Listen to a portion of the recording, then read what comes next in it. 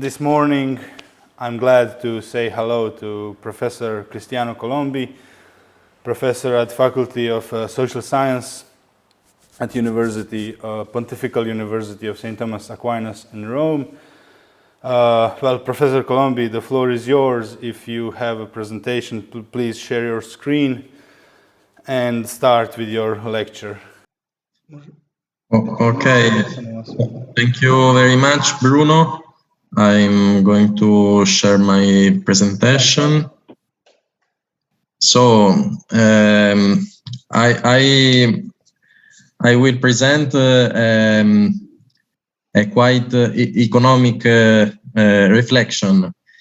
So the topic of my presentation is economic agent and the common good. I think I will propose you the importance, the relevance to micro founding a new paradigm about common good, and I will show you a proposal about that. So first of all, I'm a little sad not to be there. I planned to travel to Split, but unfortunately a new work commitment made me impossible to do the travel.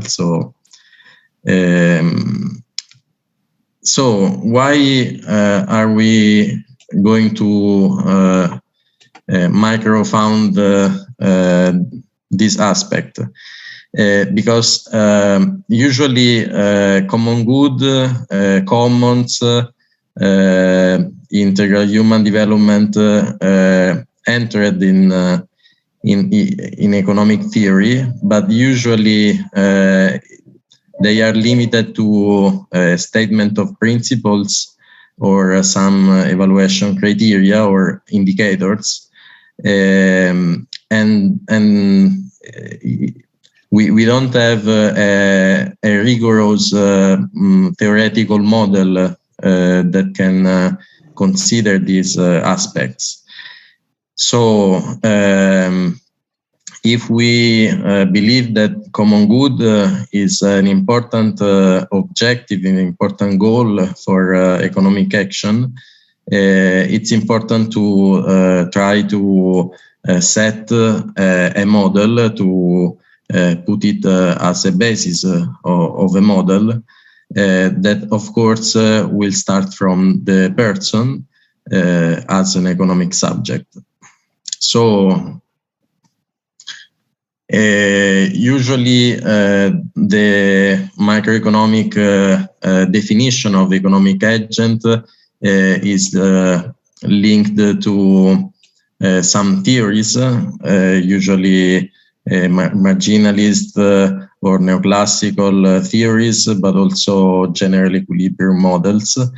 And these theories consider the goal of the agent, his objective, the criteria of evaluation, and also tools and constraints. But usually these theories doesn't consider what happens before and after. So if the economic agent is responsible for his or her actions, and what motivates, what brings the agent to act in economic way. So these two dimension is important to be considered. So I'm going to make a brief panorama of these possible approaches, not only the neoclassical ones, but also the critical one. And finally, I will propose a third approach that can consider that can be applied to common good goal. So usually the economic agent is defined as Homo economicus. We will briefly see his characteristics. So the Homo economicus is the individual, can be a family or a firm that is considered an individual in the economic theory. His area of interest is the self-interest, not selfishness, but self-interest. And it's measured, it can be measured with a wide range of concepts like utility, happiness, profit, pleasure, or something else. This Homo economicus as a maximizing behavior. So he used the minimum of resources to obtain the maximum self-interest, the maximum individual result. And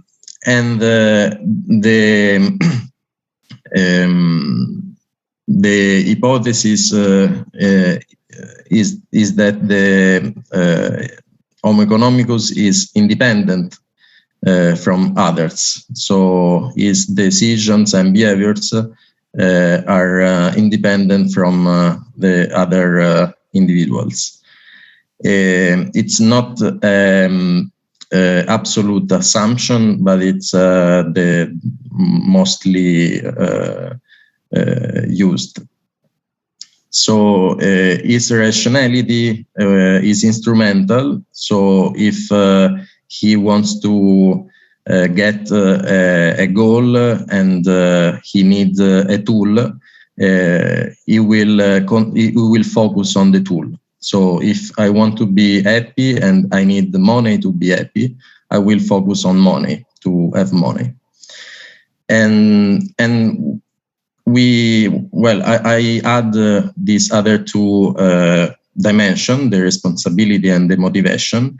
So we can say that in this approach, the Homo economicus is responsible just towards himself or itself and the market. So this is the we can say the business ethics, the ethics of business. So that is mainly the compliance with contracts, because the compliance is the condition to make exchanges in the market. And the motivation is the intensity of his need or desire. So the lack of something is what motivates the Homo economicus.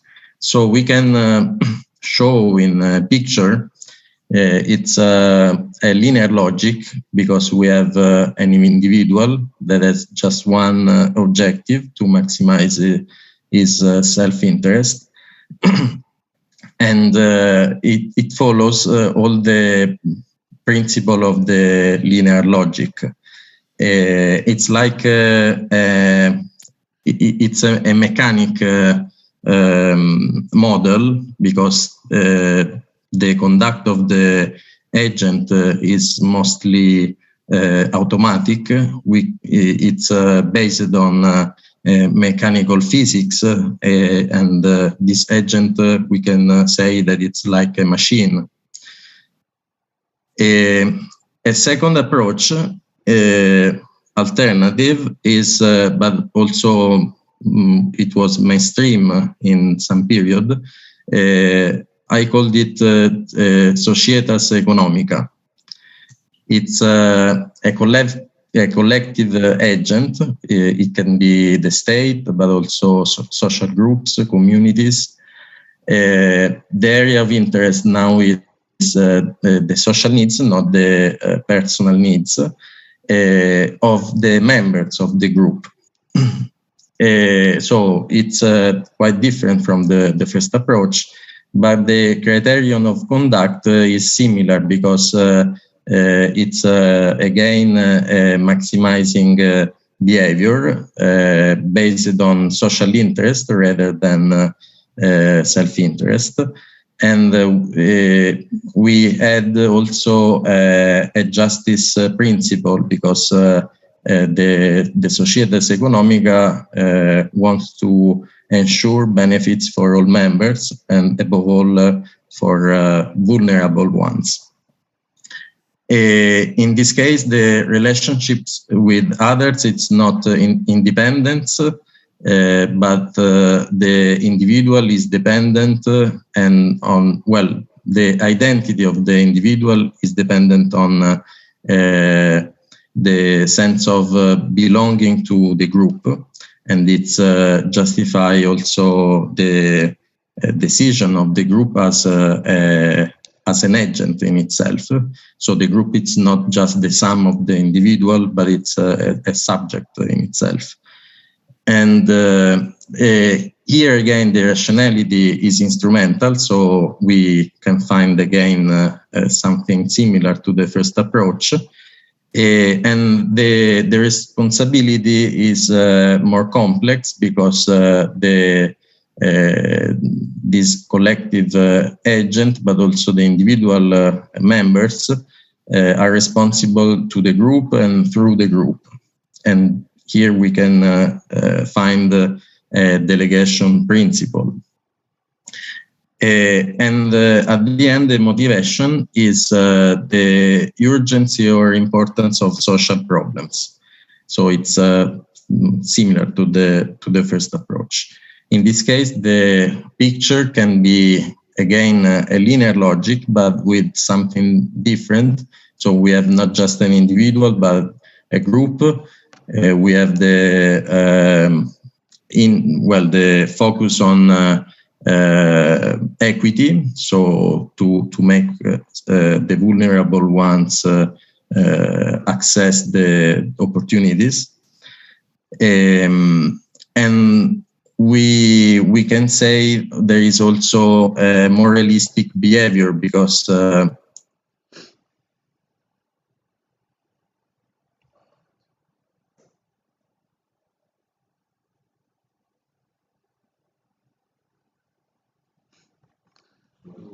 Да.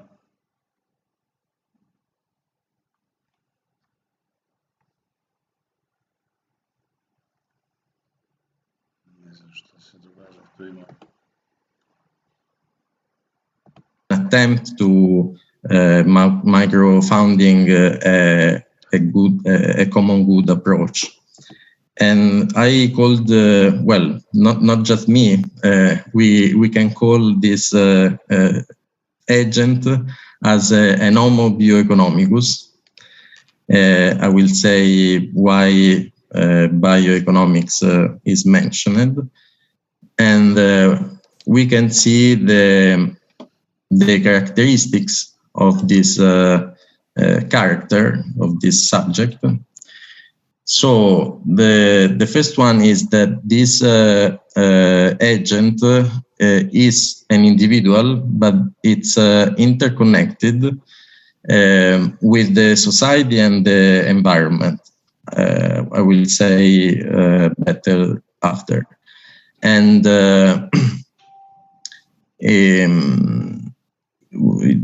the goals of this agent is not just one, but we can consider multiple objectives of different kinds, of different dimensions. So we can consider economic, social, environmental, spiritual, and so on goals, because all these dimensions are part of the person. So we can consider the agent as a complex individual, a complex person, not just a point, not just a machine. The criterion of conduct in this case is quite different from the previous, because of course there is an efficiency principle. So the use of the minimum amount of resources, but not to achieve the maximum results, but the harmony between these different objectives. So it's more or less what happens to everybody when we have to take a decision. Usually we don't consider just the dimension strictly related to the decision, but also the consequences on our other objectives. In this case, the relationships with others is quite complex, because this relates to these interconnections, because we can consider that this individual has objective ties of interdependence. Objective ties means that it's not these interconnections are not dependent to our perceptions or to our awareness, but exist in the reality. So everybody of us has needs others. We have social relations. We can say we have a social capital, even if we don't want it. And we depend on a natural environment. We need to breathe oxygen, even if we are not aware of it. And another important role is the awareness, of course, because we can be aware of these interconnections or not. In this case, the rationality is quite complex, because we can say it's systemic and limited. So we live in a complex system with all interconnected individuals. We live in an historical moment where we don't have all the responses. We don't have all the solutions.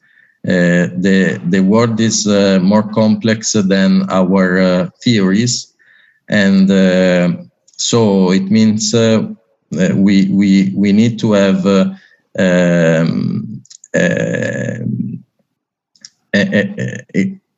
an exploration approach. We have to explore. We don't have a quick solution. In this case, there is the responsibility is that is based on the fact that all actions have consequences and reaction in the system. So all our decision or actions will have some consequences at a social or an environmental level. And in this case,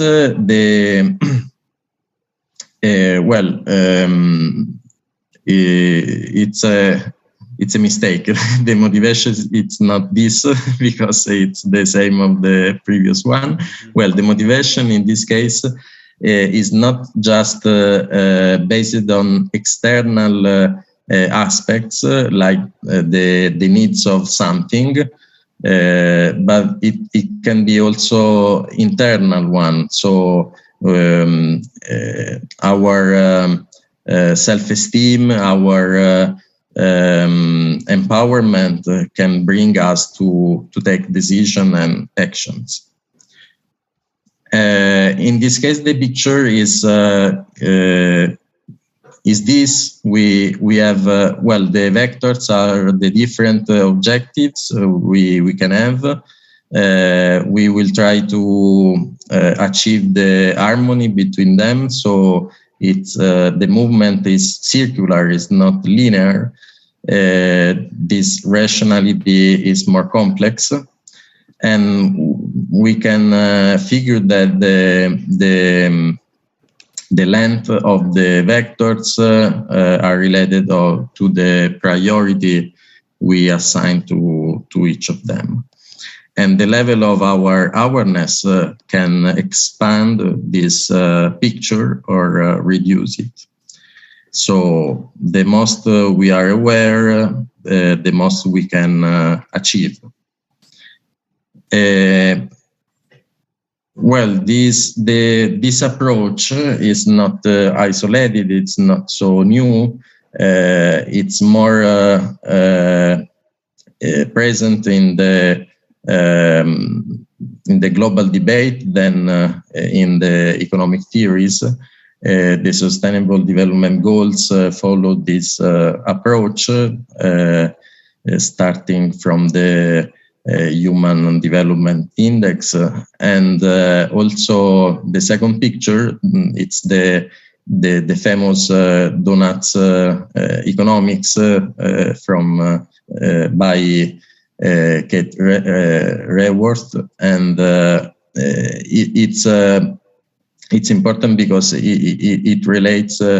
It's related to also to the planetary boundaries, so the limits of our planet in the different dimensions, and also this approach is obviously systemic and circular. And I put also two important authors, Elinor Ostrom, that worked a lot on, that is Nobel Prize and worked a lot on commons, and Nicholas Georgescu-Roegen, that is the author that started with the bioeconomics, and his work is not so famous, but it's I think the most rigorous way to consider environmental problems into the economic theories. And well, finally, this micro foundation is important because if we consider these pluralist objectives, we can consider in the economic theory also non-economic causes or consequences of economic behaviors, economic actions, and also economic causes or consequences of non-economic behaviors. So it's the importance of an interdisciplinary approach that is very far from the mainstream economics. And also the interdependence in society and with the environment allows to consider rational the social or environmental priorities, also in economic choices. So it's not just economic for economic, but also social, environmental, and economic for economic. And finally, this sense of awareness, it's a resource. It's not just something moral or ethic, because if we are aware of planetary limits, we can plan effective economic policies for the care of our common home. So thank you. I hope it was interesting for you, and I don't know if I can answer to questions, maybe during the round table, I don't know. Thank you very much. Thank you. Okay, now we will move. If there is, we have maybe a few minutes if anyone have a question. I have a question. Is this Homo bioethicus combination of two previous conception of economic agents? Is it like a mixture, or put them together and then you got homo bioeconomicus. Sorry. Well, it's a bit a mixture, but also something different, because I think that the big difference is the systemic approach. So because also the second approach that in economics we can consider, for example, Keynesian theory as close to the second approach. It's also in this approach, economics is autonomous, is separated from the other part of the society. So for example, economic problems as economic solutions, also in the Keynesian approach. So I think the big part of the different mainstream economics follow this linear approach. I think the big change is to take a systemic approach that is at the basis of a common good concept. Yeah, okay. Thank you for now. We'll see at 12:45 for discussion. We will go now, we'll continue with our program. We see you later. Thank you, bye. Thank you, bye-bye.